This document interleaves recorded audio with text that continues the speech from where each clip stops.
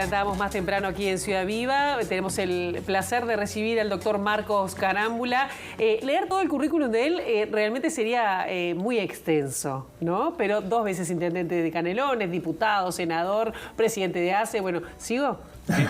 Muy vinculado con Juventud de las Piedras. Jubilado, ahora jubilado. Jubilado, pero no retirado, ¿no? No, pero siempre está. Una nueva etapa linda, muy linda. Bien, nosotros acá uno de los temas que lo queríamos convocar tiene que ver con lo que va a pasar en breve y tiene que ver con este primer juicio de lesa humanidad por el nuevo Código del Proceso Penal, un juicio que va a ser oral, vinculado aparte de lo que fue su historia y tiene que ver con el centro de reclusión clandestina de Los Vagones allí en Canelones.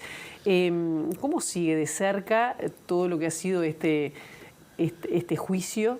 Que bueno, me imagino que lo debe tocar muy de cerca, ¿no? Sí, ahí hay un trabajo formidable de la comunidad, del grupo Ágora, de Voces de Santa Lucía, que han reconstruido una historia que realmente es necesaria. Hay un trabajo de María Julia Izaguirre, que es una de las historiadoras que ha trabajado en el tema, que dice que con mucha razón la huella del periodo represivo de la dictadura, sobre todo en el interior del país, falta mucho por avanzar. Y a partir de la ley de sitio de memoria, que fue, bueno, ahí trabajamos mucho en esa ley. En lo personal siento que ese pasaje por el Senado, este logro de haber la ley de sitio de la memoria fue lo más importante. ¿Por qué? Porque se ha apropiado la comunidad en cada uno de los pueblos, no solo en Canelones, se ha apropiado en Colonia, en Mercedes, en Paso de los Toros, en Tacuarembó, Salto, Paysandú, en Rocha, en 33. Es decir, la huella que fue en todo el país. En Montevideo, afortunadamente, ha habido mucho trabajo de memoria y muchos sitios de memoria identificados y ha empezado a aparecer todo esto en el interior. Y lo de Los Vagones es un trabajo formidable desde la comunidad en todo sentido. Primero, reconstruir el sitio. Ahora hay un proyecto de un museo que lo va a hacer con la Intendencia de Canelones, a partir de la Secretaría de Derechos Humanos. Hay todos testimonios orales que lo han ido recogiendo tanto Voces de Santa Lucía, María Julia Listur, una luchadora impresionante, con un grupo de mujeres. Ahí las mujeres han tenido un rol fundamental, lo mismo que acá, Blanca Calero, en Canelones, que es un símbolo, ¿verdad?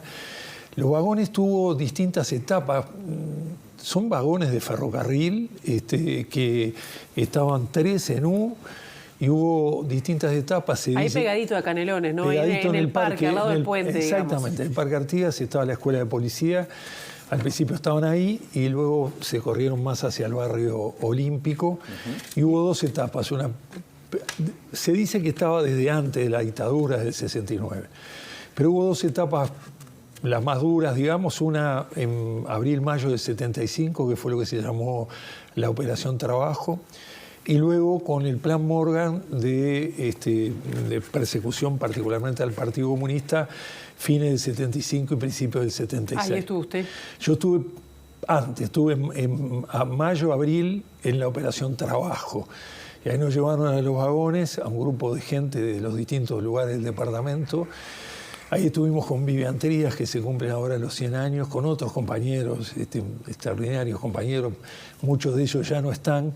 Entonces, este recuerdo de la historia, reconstruir la historia, yo tengo muy presente cuando nos llevaron a nosotros, estando de plantón, encapuchados, adentro de los vagones. En una de esas me tropiezo porque estaban, claro, los compañeros, algunos que ya habían estado de plantón, estaban sentados contra las paredes. Estamos hablando de vagones, ¿no? Y ahí habíamos, yo no sé cuánta gente estábamos dentro de esos vagones, todos amontonados. Me tropiezo y me caigo, y uno que yo ni sabía me dice: Marco, no te preocupes, soy yo, caete tranquilo, que te aguantamos. Claro, porque imagínense que yo era soy algo alto, y caerme de allá arriba contra uno de los compañeros, pero... O lo de Vivian, ¿verdad? Vivian sufría de asma, estaba encapuchado, había llevado los remedios, y maltratado, un hombre muy querido en nuestra ciudad. ¿Usted ya lo conocía de antes? Sí, a Vivian lo conocía desde niño, pues son familias de Las Piedras de toda la vida. Luego de joven, cuando empezamos a militar en la izquierda, Y después fui su médico desde que me recibí de fines de 74 hasta que falleció en el 80. O sea que teníamos una relación muy, muy cercana. Y bueno, yo conocía todo eso con cosas de mucho humor, porque él llevaba una bolsita con los remedios y decía, en la bolsa tengo los remedios y lo tomo con Coca-Cola. Pero cuando dijo eso fue peor. La bebida del imperio. Más le pegaron. Fue una experiencia muy dura. Después de ahí nos llevaron a San Ramón, porque era lo que pasaba. Nos sacaban de los vagones y de los vagones nos llevaban a San Ramón, y en San Ramón estábamos, los que éramos liberados por el juez, estábamos lo que se llamaban depósitos. Estuvimos de plantón unos cuantos días y después en la barraca, y también con compañeros extraordinarios de Santa Lucía, trabajadores, gente que quise mucho después y siempre, ¿no? Pero lo mío fue muy suave.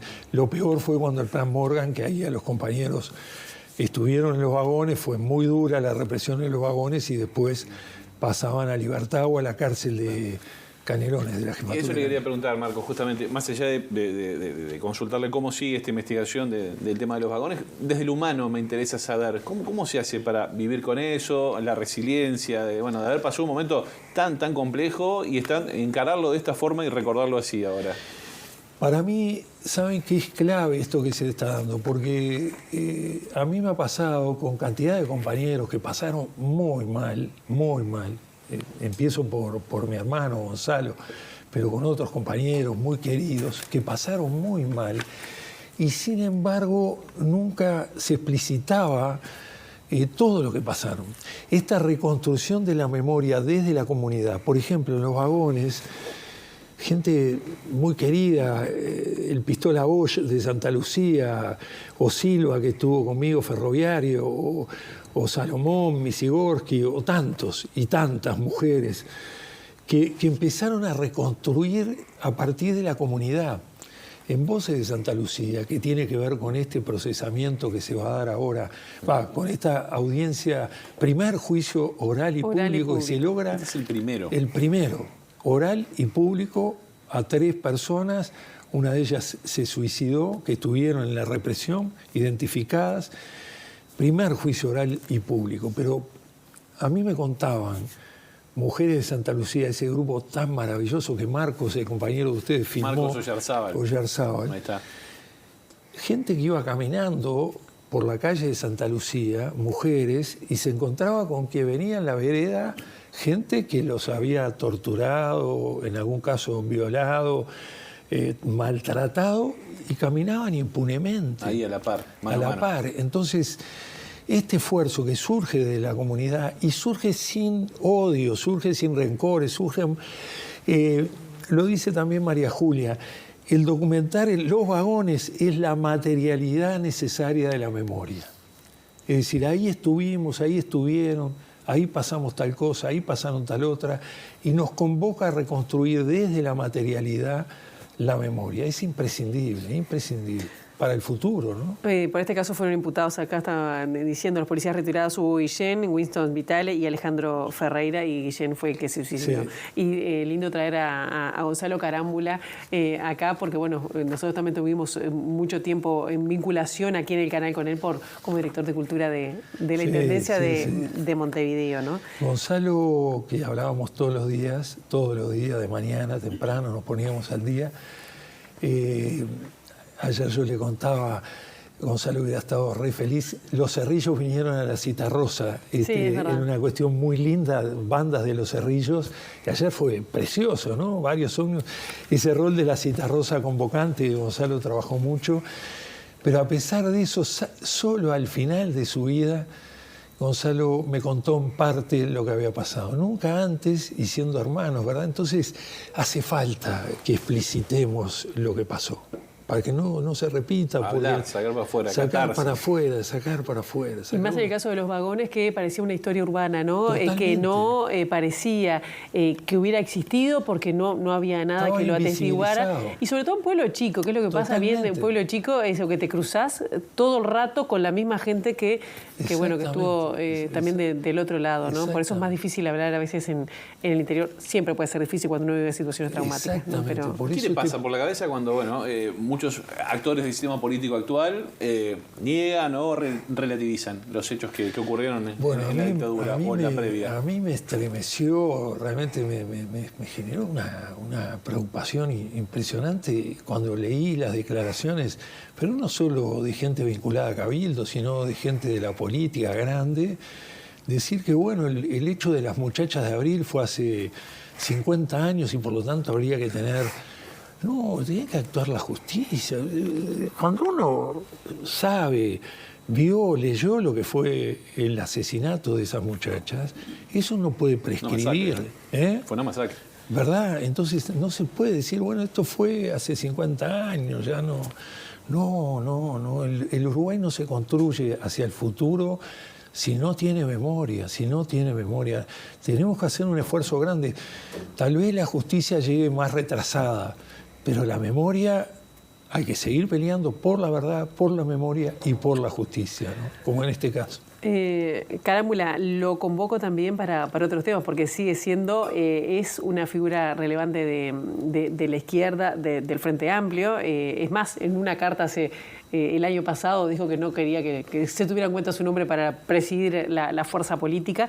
Pero también hay mucho que ver con lo que fue su pasaje por ACE, ¿no? Y ACE y todo lo que tiene que ver con la salud pública ha tenido mucho que ver. Es más, estuvo reunido el año pasado con el presidente Luis Lacalle Pou por el tema de la pandemia. Y voy a recordar algo que usted dijo usted el año pasado, que Uruguay atravesaba una crisis sanitaria durísima y consideró que el presidente había perdido la gran oportunidad de establecer un gran acuerdo nacional para abordar la situación. Ya más lejos de lo que fue el hueso duro de la pandemia, ¿sigue pensando lo mismo? ¿Sigue pensando que se tenía que haber hecho de otra manera o un acuerdo nacional? Sí, sin duda, sigo pensando lo mismo. Y mire,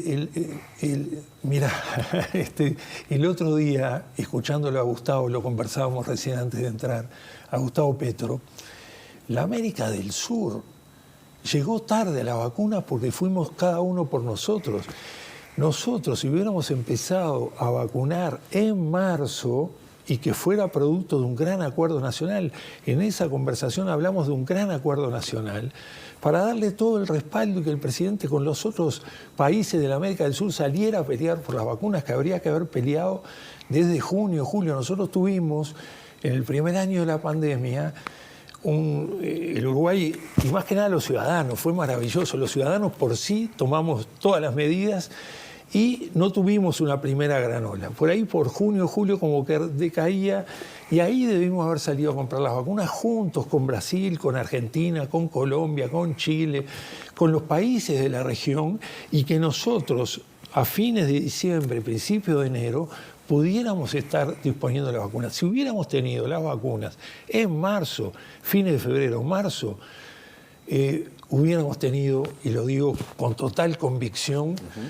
con dolor también, porque hablábamos recién, fallecieron en la pandemia en el mundo millones, pero acá en Uruguay 7.000 uruguayos, y mucha gente joven, mucha gente que estaba en lo mejor de su vida. A nosotros nos parece, al mundo le parece, que pasaron estos 2 años, nos sacamos el tapaboca y se acabó la pandemia. Y hubo 2 años que el mundo estuvo parado, que murieron millones de seres que no debían haber muerto, que acá en el Uruguay murieron 7.000 uruguayos. Fíjense, estamos hablando de 7.000 uruguayos que no debían haber fallecido. ¿Muertes evitables? Muertes evitables si hubiéramos tenido la vacuna en marzo, febrero, marzo, más temprano.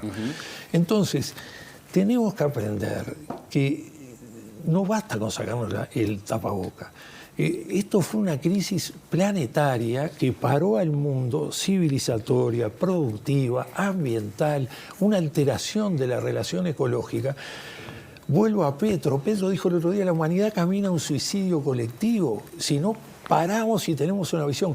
Y si nosotros no nos damos cuenta que la pandemia surge por la alteración de los modos productivos y la relación con el ambiente, la humanidad ha perdido el tiempo, no aprendimos nada. A propósito de eso, bueno, Petro en su discurso, que lo veíamos por TV Ciudad incluso, sí, hablaba de una segunda oportunidad, ¿no? Entre otras cosas. ¿Hay que hacerse eco de alguna manera de lo que dijo el presidente? Totalmente de acuerdo. Y además, pienso que es el momento de la América Latina. Él lo dijo varias veces, esto es el momento de la América Latina. Fíjense ustedes que en América del Sur, que es la mayor productora de recursos naturales, pero al mismo tiempo el continente más desigual, tiene que pararse con esta concepción de que tenemos que ir por un modo civilizatorio diferente. El modo civilizatorio actual, que es el modo capitalista de producción, extractivo, sin límites, nos lleva a episodios, y van a aparecer otros. Ahora está la viruela del mono. ¿Por qué?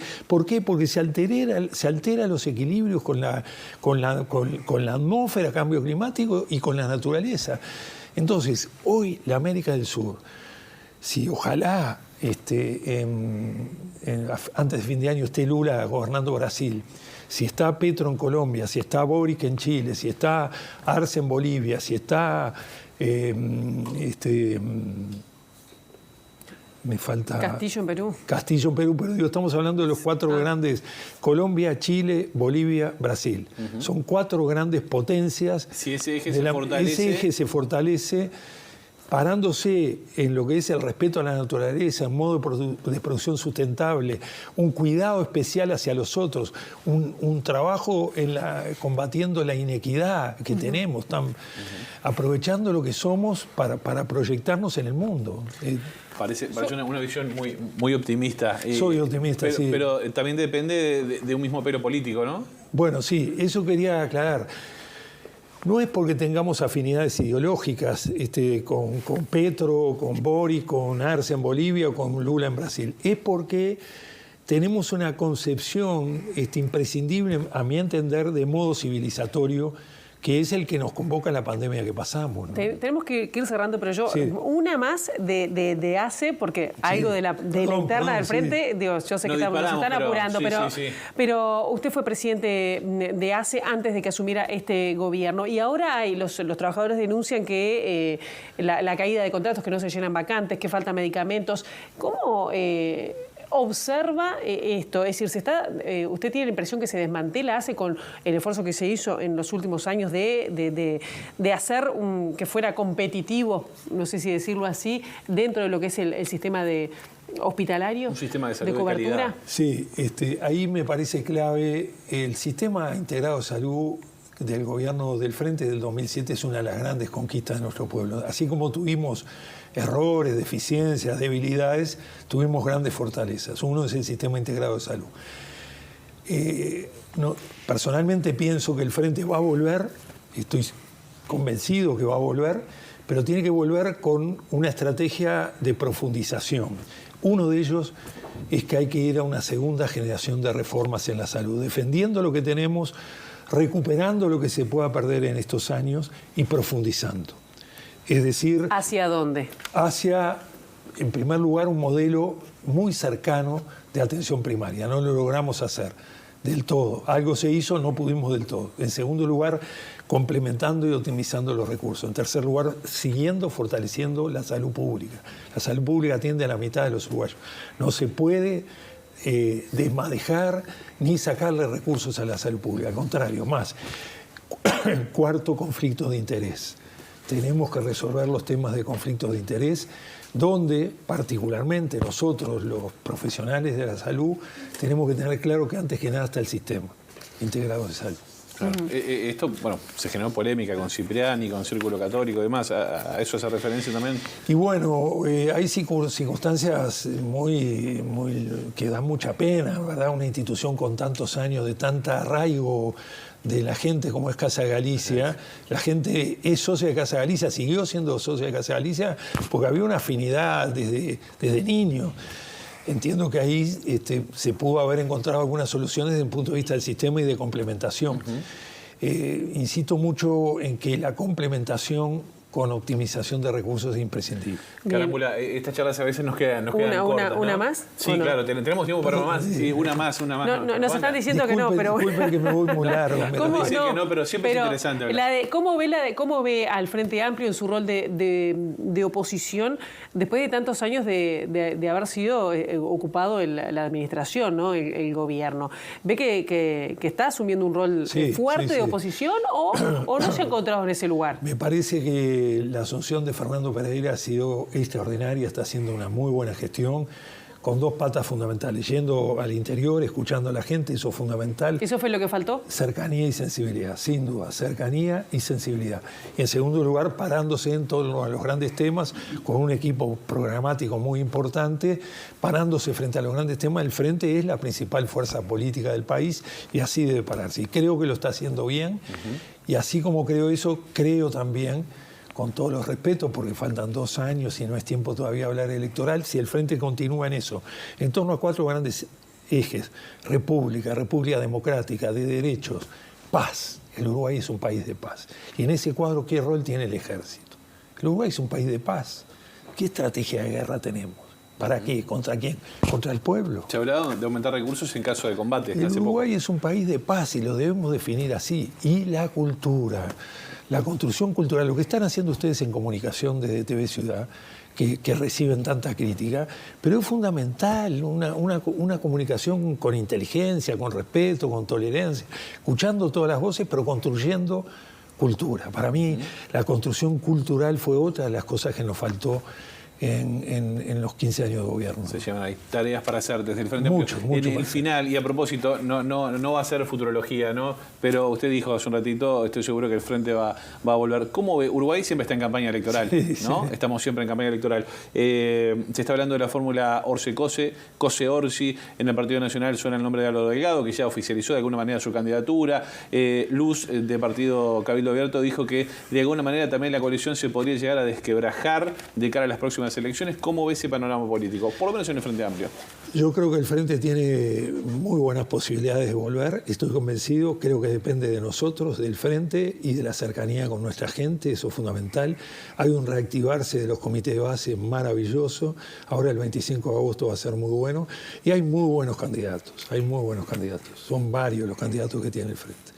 No quiero nombrar uno por uno, pero hay muy buenos candidatos, no solo Yamandú y Carolina, Vergara, Andrade, compañeras muy valiosas también, Lilian Quechichian, en fin, tenemos fortaleza. Bien. Marcos Canámbula, muchísimas gracias. Muchas gracias. Quedó corta como siempre, pero bueno, un placer que haya estado con nosotros en Ciudad Viva. Un gustazo, muchas gracias. Me sacaron de las piedras. Lo sacamos de las piedras tempranito. No es poca cosa. Vino temprano el hombre. ¿Cómo está usted? Bien. ¿Estamos bien? Bien, muy bien. Tenemos alguna nana ahí, pero Sí, lo estamos llevando bien. La vamos llevando. Perfecto. Que siga haciendo, señor Marcos. Muchas gracias. Muchas gracias, muy lindo. Bien. Nosotros ahora nos vamos al móvil. Nos vamos al móvil.